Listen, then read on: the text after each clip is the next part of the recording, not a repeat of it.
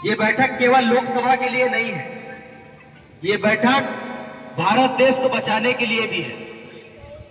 पिछले 10 साल में भारतीय जनता पार्टी के लोगों ने राज्यसभा की सीटों पर कब्जा किया, कई राज्यों में तोड़फोड़ करते हुए राज्यों की सरकारों की सीटों पर कब्जा किया।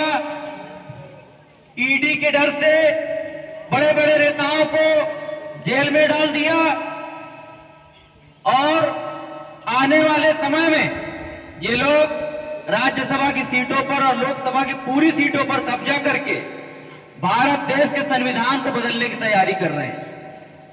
भारत देश सदियों से भाईचारा के साथ आगे बढ़ता रहा, अंग्रेज भी आए और चले गए, लेकिन भारत देश के अंदर धार्मिक उन्माद कभी पैदा नहीं हुआ। लेकिन पिछले 15 सालों से एक बहुसंख्यक वर्ग को साध कर धार्मिक तरीकों से भाजपा में शामिल करने का प्रयास किया जा रहा है। हम लोगों को इन चीजों में नहीं फंसना है। जब ये लोग धर्म की बात करेंगे उस वक्त हम लोग रोजगार की बात करेंगे। जब ये लोग हिंदू मुसलमान करेंगे, आप रोजी रोजगार की बात करना, व्यवसाय की बात करना, भारत देश को आगे बढ़ाने की बात करना। आज का लोकसभा का जो चुनाव है वो केवल कांग्रेस की जीत सुनिश्चित नहीं करेगा, वो भारत देश को भी सुरक्षा प्रदान करने का काम करेगा। भारतीय जनता पार्टी की सीटों को लोकसभा में जब हम घटाएंगे तो इनकी कमर टूटेगी और देश सुरक्षित हाथों में जाएगा। नहीं तो आजादी के बाद से सबसे बड़ा घोटाला जो हुआ वो इलेक्टोरल बॉन्ड के नाम पर हुआ। वो तो धन्य हो कि सुप्रीम कोर्ट ने ऐसी फटकार लगाई कि सूचियों को, बैंकों को बाहर लाना पड़ा, नहीं तो आज भी देश अंधेरे में जी रहा होता कि हजारों लाखों करोड़ रुपए का चंदा उपयोग करके जिस तरीके से सरकारों को तोड़ने का काम हो रहा है, सांसदों को खरीदने का काम हो रहा है, विधायकों को खरीदने का काम हो रहा है। आप ये सोचिए और बारंबार सोचिए कि हजारों लाखों करोड़ का चंदा कौन से विकास में लग रहा है। भाई सरकारी फंड तो देश के विकास में लग जाता है, लेकिन उस हमारे सरकारी फंड को भी किसी का 14 लाख करोड़ माफ कर दे रहे हैं, किसी का 2 लाख करोड़ माफ कर दे रहे हैं। वो किसका पैसा है? वो हमारा पैसा है। वो हम लोग कफन में भी तो जीएसटी दे रहे हैं। जब कोई आदमी खत्म हो जाता है तो आप उसके लिए कफन खरीदते हैं, और दीगर समाज के लोग जब उसके मैयत में जाते हैं तो गमछा लेकर जाते हैं, लुंगी लेकर जाते हैं, हम उसमें भी जीएसटी दे रहे हैं। मतलब हम लोग इतने प्रताड़ित हो चुके हैं कि हम लोग मरने आने में भी कफन देंगे और ये टैक्स इकट्ठा करके अदानी और अंबानी को बांट दिया करेंगे। आज हम लोगों को सोचने की जरूरत है कि हम लोग कांग्रेस के साथ क्यों रहें। कांग्रेस ही इस देश का भविष्य है।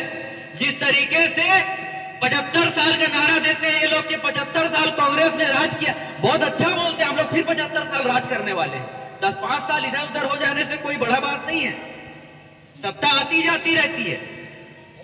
10-5 साल अगर ईश्वर ने उनको वक्त भी दिया अगर है तो उन्होंने जनता से झूठ बोला, उन्होंने ईश्वर के सामने झूठ बोला, मां गंगा की कसम खाकर झूठ बोला, उन्होंने भगवानों के नाम पर झूठ बोला, हमारे देश के साथ छलावा किया, और इस छलावे का अंत यही लोकसभा है।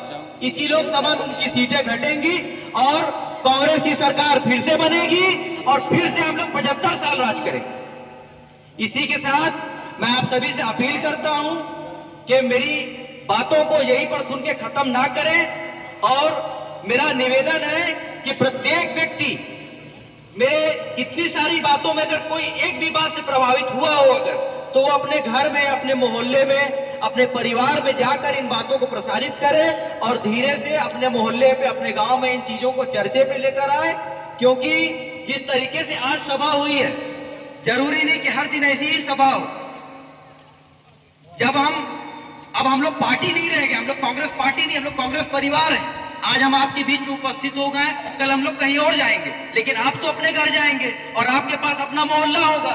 तो आप लोग यहां से वादा करके जाइए कि आप लोग यहां से जाने के बाद प्रत्येक व्यक्ति अपने घर, परिवार, समाज को कांग्रेस की रीति नीति के बारे में बताएगा और इन धोखेबाजों की सरकारों ने किस तरीके से देश का पैसा उठाकर अदानी अंबानी को बांट दिया और इलेक्ट्रॉल बॉन्ड के नाम पर किस तरीके से धोखा किया गया, इसका प्रचार प्रसार आप लोग देहात क्षेत्र में अपने गांव परिवार में करेंगे। कौन कौन अपने गांव में इन बातों को प्रसारित करेगा, हाथ उठाकर बताइए। बोलिए कांग्रेस पार्टी जिंदाबाद, कांग्रेस पार्टी जिंदाबाद। बस इसी के साथ मैं अपनी वाणी को विराम देता हूं। धन्यवाद।